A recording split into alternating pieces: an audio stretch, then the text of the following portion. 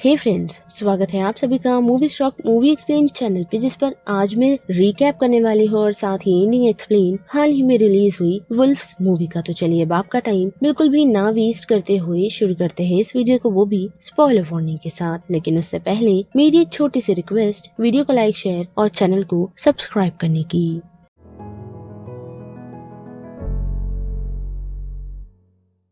इससे बुरा क्या हो सकता है कि एक डिस्ट्रिक्ट अटर्नी जो कि मिडिल एज की है, साथ ही इलेक्ट्रल कैंपेज के बीच उसे एक होटल रूम में पाया जाए, वो भी एक यंग अडल्ट की डेड बॉडी के साथ। और ऐसा ही कुछ हम मार्गरेट के साथ होता हुआ देख सकते हैं, जो अपनी नाइट को एंजॉय करने के लिए पहुंची थी, वो भी एक बच्चे के साथ। और वो बच्चा एंजॉय तो कर रहा था, लेकिन अनफॉर्चुनेटली वो बेड से गिर गया, वो भी एक ग्लास टेबल पर, जिससे उसकी मौत हो गई। और अब उस वजह से बेचारी मार्गरेट टेंशन में है, पर लकीली उसके कुछ ट्रस्टेड लोगों ने उसे एक फिक्सर का नंबर दिया था, यानी कि एक ऐसा शख्स जो इन सारी सिचुएशनों को हैंडल और क्लियर करता है, जिस कारण मार्गरेट उस शख्स से कनेक्ट करती है, जो और कोई नहीं जॉर्ज है, जिसे हम मार्गरेट्स मैन के नाम से जानेंगे, क्योंकि हमें उनके नाम नहीं बताए गए, यानी कि कैरेक्टर के नाम क्या है। जैसे ही मार्गरेट का वो शख्स काम करने के लिए होटल आ पहुंचता है, तो वो अपना काम करे उससे पहले ही हम देख पाते हैं कि एक और फिक्सर वहाँ पहुँचा है, जिस वजह से हमें पता चलता है कि बड़े लोग जितना बड़ा पैसा देते हैं अपनी लग्जरी और प्राइवेसी के लिए, अनफॉर्चुनेटली वो इस होटल में अवेलेबल नहीं, क्योंकि मार्गरेट के इस पेंट हाउस में एक छुपा हुआ कैमरा लगा है और इस होटल की मैनेजर पैम ने उसकी सारी हरकतें देख ली है, जिस वजह से उसने अपने शख्स यानी कि इस सिचुएशन को क्लियर करने के लिए अपने एक शख्स को भेजा है, ताकि वो होटल की रेपुटेशन को मिट्टी में न मिला दे। साथ ही हम देख पाते हैं कि वो मार्गरेट से बात करती है, उसे ये बताते हुए कि उन दोनों को एक साथ काम करना होगा, जिस कारण मार्गरेट उनसे बात कर उन्हें ये कहती है और ये भी कि उन दोनों को ये सारी सिचुएशन मिलकर क्लियर करनी होगी, जिसके लिए पहले तो दोनों डिसएग्री करते हैं, लेकिन मार्गरेट जॉर्ज को कहती है कि उसे रिकॉर्ड कर लिया गया है, जिस वजह से वो मुसीबत में पड़ सकता है, और पैम उसके शख्स से कुछ कहती है, जिस वजह से वो भी काम करने के लिए अग्री कर जाता है। और हम देख पाते हैं कि मार्गरेट जैसे ही वहाँ से निकलती है, तो पैम का वो शख्स चेयर पर बैठकर मार्गरेट के शख्स के कामों को एंजॉय कर रहा होता है, लेकिन उसी दौरान उसकी नजर एक बैकपैक पर पड़ती है, जो उसी लड़के का है, जिसके अंदर काफी सारे ड्रग्स हैं। यानी कि अब उन दोनों को न सिर्फ बॉडी से डील करना है, बल्कि ड्रग से भरे हुए बैग से भी डील करना है, जिस वजह से वो दोनों यानी कि जॉर्ज और ब्रैड, जिन्हें हम जैक और निक कहेंगे, वो दोनों अपने अपने पॉइंट प्रूफ करने लग जाते हैं। जैसे कि हम देख पाते हैं कि जैक अपने कामों में काफी ही चतुर है, जिस वजह से हम उसे बॉडी काफी सीमलेसली लगेज ट्रॉली में ले जाता हुआ देखते हैं। और वही बात करें निक की, तो वो खुद को प्रूफ करने के लिए पावर लाइन से मेस करता है और साथ ही गार्ड को डिस्ट्रैक्ट कर देता है। पर उन दोनों का ये गेम ज्यादा टाइम तक नहीं चलता, क्योंकि उन्हें रियलाइज होता है कि जिस बॉडी को उन्हें ठिकाने लगाना था, वो शख्स तो जिंदा है। साथ ही मूवी के अंत में जैसा कि हमने देखा कि जैक और निक इस बात को क्रैक करे, उससे पहले ही हमें पूरी फिल्म में इस बात की हिंट दी गई है कि शायद वो दोनों एक ही शख्स के लिए काम करते हैं, क्योंकि उसका चांस हमें चाइना टाउन की उसी डॉक्टर से पता चलता है, जो उनकी कामों में हेल्प करती है। और उनकी झगड़ों को अगर हम अलग करें, तो उन दोनों के काम करने का तरीका बिल्कुल सेम है। साथ ही अगर उनमें से कोई एक शख्स कोई कदम उठाना चाहता है, तो दूसरा रोकता नहीं बल्कि उसका साथ देता है। और ऐसे ही सेम चीज हम देख पाते हैं कि वो दोनों उस बच्चे को एक अजीब से और गंदे होटल में ले जाते हैं, जहाँ उन्हें उस शख्स का नाम पता चलता है, जिसका वो ड्रग्स है। पर उस बच्चे को यानी कि उस किड को उन ड्रग्स को एक लोकेशन पर पहुंचाना है, जिसकी ड्रॉप लोकेशन एक पेजर से मिलेगी, लेकिन उसे हासिल करने के लिए उन्हें एक क्लब में जाना होगा, जिस क्लब में वो दोनों पहुंचते तो है। और हमें इस बात का हिंट मिल जाता है कि वो दोनों शायद डिमिट्री के लिए ही काम करते हैं, क्योंकि ऑलरेडी उन लोगों ने उसकी बेटी की शादी में क्रैश किया है, जहाँ से वो किड पेजर लेने में कामयाब होता है। और डिमिट्री उन दोनों को एक साथ देख देखकर बिल्कुल खुश नहीं होता, क्योंकि डिमिट्री ये नहीं चाहता कि उसके दोनों बिजनेस मिक्स्ड अप हो, जिस वजह से वो दोनों डिमिट्री के सामने ऐसा प्रिटेंड करते हैं कि एक दूसरे को जानते ही नहीं, जिस कारण उन दोनों के बीच हम एक फाइट भी देख पाते हैं। लेकिन डिमिट्री उन दोनों को रोक देता है और उन दोनों की बातों पर उसे भरोसा भी हो जाता है। लेकिन डिमिट्री के लोग उन दोनों पर शक कर उनका पीछा करते हैं और उस लोकेशन पर हमला कर देते हैं जहां वो किड ड्रग्स को ड्रॉप करने के लिए पहुंचा था। पर निक और जैक मिलकर उन लोगों को खत्म करने में कामयाब होते हैं, जो इस बात को प्रूव करता है कि जैक हमेशा से सही था, क्योंकि जो ड्रग्स उस बच्चे के पास है वो अल्बानियंस लोगों की है। और बात करें जैक की, तो उसका ये मानना है कि अल्बानियंस लोगों ने ये जानबूझकर मार्गरेट के साथ किया ताकि वो लोग उसे वीडियो टेप में कैद कर फ्यूचर में उसका फायदा उठा सके, जिसमें शायद किड भी इन्वॉल्व हो सकता है।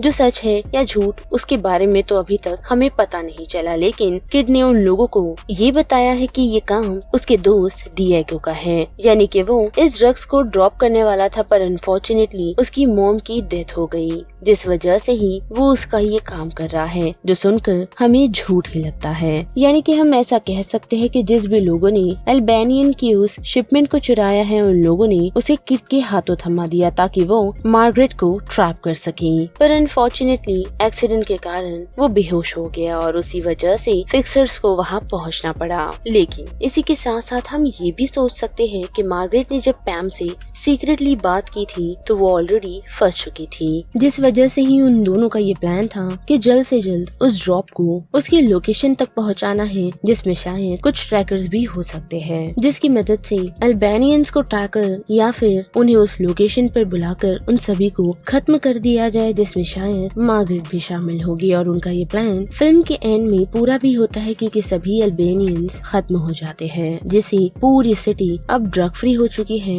लेकिन अगर उन लोगों का यही प्लान था तो इन सारी चीजों में निक और जैक को इन्वॉल्व क्यों किया गया है? या फिर हम ऐसा कह सकते हैं कि डिमिट्री ये चाहता था कि वो उन दोनों से छुटकारा पा सके, जिस वजह से ही उन दोनों को उस होटल लोकेशन पर बुलाया गया। और जब उन दोनों ने अपने फोन को आंसर नहीं किया तो डिमिट्री ने अपने लोगों को उनके पीछे लगा दिया, जो चीज हम तब नोटिस कर पाते हैं जब निक की नजर उस डॉक्टर के बाहर खड़े एक शख्स पर पड़ती है, जो शायद यही इंडिकेट करता है कि निक और जैक को ड्रॉप ऑफ के समय खत्म कर दिया जाए। और साथ ही उन लोगों को ऐसा लगा होगा कि शायद वो लोग किड को ना भेजकर खुद ही उस पार्सल को पहुंचाने के लिए जाएंगे, लेकिन ऐसा हुआ नहीं, क्योंकि जैक ने अननोइंगली उनकी जान बचा ली होगी, ये सोचकर कि वो लोग उस ड्रॉप को खुद नहीं बल्कि किड के हाथों ड्रॉप करवाएंगे, जो चीज जैक ने अनजाने में नहीं बल्कि जानकर की, क्योंकि उसे वो किड अच्छा लगने लगा था। और अब जबकि इस पूरी फिल्म में हमें ये रीजन नहीं बताया गया है कि जैक और निक पर हमला किसने किया, साथ ही किस रीजन से,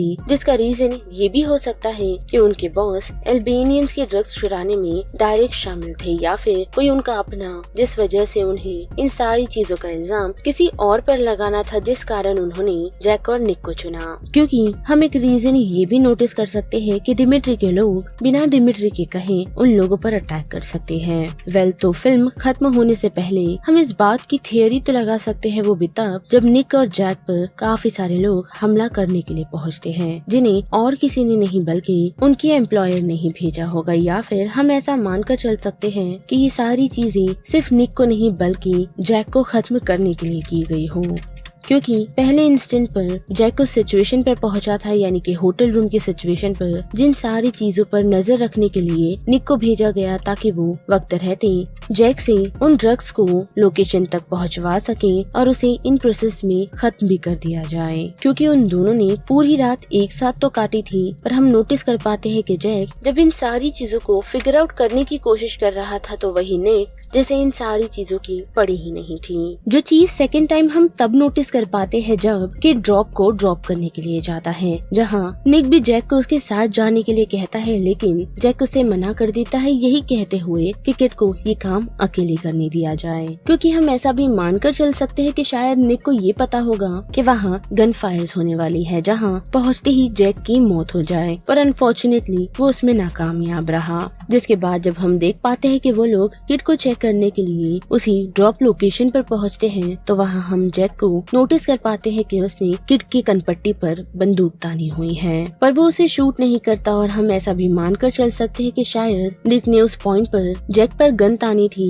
लेकिन जैसे कि दोनों ही पार्टी एक दूसरे से काफी क्लोज हो चुके थे तो सबसे पहले जैक ने किड को मारने का प्लान ड्रॉप आउट कर दिया और साथ ही निक ने भी, जिस वजह से उसने उस गन के ट्रिगर को पुल तो किया लेकिन जैक को मारने के लिए नहीं बल्कि किड के पास रखे हुए ड्रॉप पर उसे शूट करके ये दिखाने के लिए कि ये सारा सीन क्रिएटेड नहीं बल्कि एक्चुअल था। और जैसे ही वो सभी उस सिनेरियो से निकलते हैं तो सबवे में हम एक सीन नोटिस कर पाते हैं जहाँ निक जैक को बताता है कि उसकी शर्ट पर खून लगी हुई है, जिसे जब जैक चेक कर रहा होता है तो निक का रिएक्शन बिल्कुल भी फेक नहीं होता क्योंकि उसे असल में जैक की चिंता होती है और उसे ऐसा लगता है कि शायद उसे गोली लग चुकी है। लेकिन जैक भी उसके साथ मस्ती कर रहा था और हम देख पाते हैं कि वो दोनों ही अब फ्रेंड्स बन चुके हैं। जिसके बाद वो लोग किड को उसके घर ड्रॉप करते हैं और अंकल के साथ यानी कि किड के फादर के साथ कुछ समय बिताकर सीधा ब्रेकफास्ट के लिए निकलते हैं, जहाँ डाइनर में हम देख पाते हैं कि वो दोनों अपने अपने थॉट्स शेयर करते हैं और उन दोनों को ये समझ आता है कि सच में उन्हें कोई क्लीन अप करने की कोशिश कर रहा था, जिसमें निक भी उसका साथ देता है मानो जैसे कि वो सच में उसके साथ है और उसे भी इन सारी चीजों के बारे में पता नहीं था। या फिर हम ऐसा भी मानकर चल सकते हैं कि निक को अब इस बात का एहसास है कि उसने अपने बॉस को धोखा दिया है, वो भी जैक को बचाते हुए। तो अब उन लोगों के शख्स न सिर्फ जैक के पीछे लगे हुए हैं बल्कि निक के भी, जिस वजह से ही वो जैक का साथ दे रहा है। लेकिन हम कुछ कह नहीं सकते क्योंकि फिल्म का एंड हमें इस बात की क्लियरेंस नहीं देता कि सच में वो दोनों एक साथ हैं या फिर दोनों के अगेंस्ट या फिर दोनों ही अलग अलग हैं, और इस बात का भी नहीं कि उन्हें खत्म करना कौन और क्यों चाहता है। पर अब पता नहीं कि वो लोग उस डायनर की सिचुएशन से कैसे निकलेंगे क्योंकि उन लोगों के सामने काफी सारे लोग गन्स लेकर खड़े हैं, जहाँ पर फाइट बैक करना is not a good idea. तो वहाँ उन लोगों को चुपचाप पीछे के रास्ते से निकल जाना चाहिए ताकि इस सिचुएशन से वो लोग आसानी से बचकर जा सके। वेल तो बस इस वीडियो में इतना ही, जिस बारे में अब आप सभी की क्या राय बनती है उसे लेकर आप मुझे कमेंट सेक्शन में बता सकते हो। साथ ही वीडियो पसंद आई तो वीडियो को लाइक शेयर और चैनल को सब्सक्राइब करना मत भूलिएगा। बाकी मैं मिलूंगी आपसे फिर किसी मूवीज या सीरीज के रिकैप के साथ। तब तक के लिए आप movie stock movie explain channel के बाकी वीडियोस को एंजॉय कीजिए। Till then bye.